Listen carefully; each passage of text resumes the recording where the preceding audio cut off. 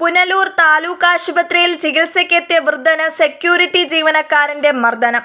പുനലൂർ ചാലിയേക്കര ഉപ്പൂഴി 62 വയസ്സുള്ള ബേബിക്കാണ് മർദ്ദനമേറ്റത്.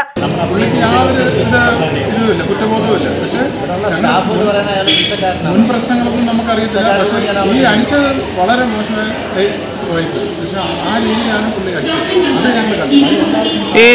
ദേഹത്ത് മുറിവൊക്കെ ഉണ്ടല്ലോ. അത് നേരത്തെ ഒരു പ്രശ്നമില്ലാത്ത ആളാണ്, ഒരു പ്രശ്നമില്ലാത്ത ആളാണ്.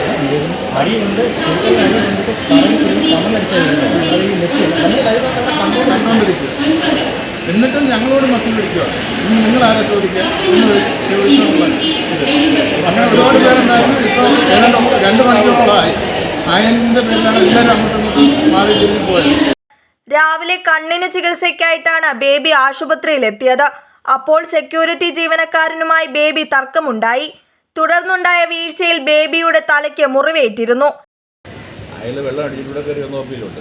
ഞാൻ അവിടുന്ന് പിടിച്ചിറക്കി ദൂരെ അവിടെ മരത്തിന് മുട്ടിക്കൊണ്ടിരിക്കും. എന്നെ ഒരു കല്ലെടുത്ത് ഇരിക്കുക. ഞാനങ്ങ് മാറി അയാളത് താഴെ. എന്നാൽ പ്രായം പോലും കണക്കിലെടുക്കാതെ രോഗിയായ വൃദ്ധനെ സെക്യൂരിറ്റി ജീവനക്കാരൻ മർദ്ദിക്കുകയായിരുന്നു എന്ന് ദൃക്സാക്ഷികൾ പറഞ്ഞു. News bureau, Punalur.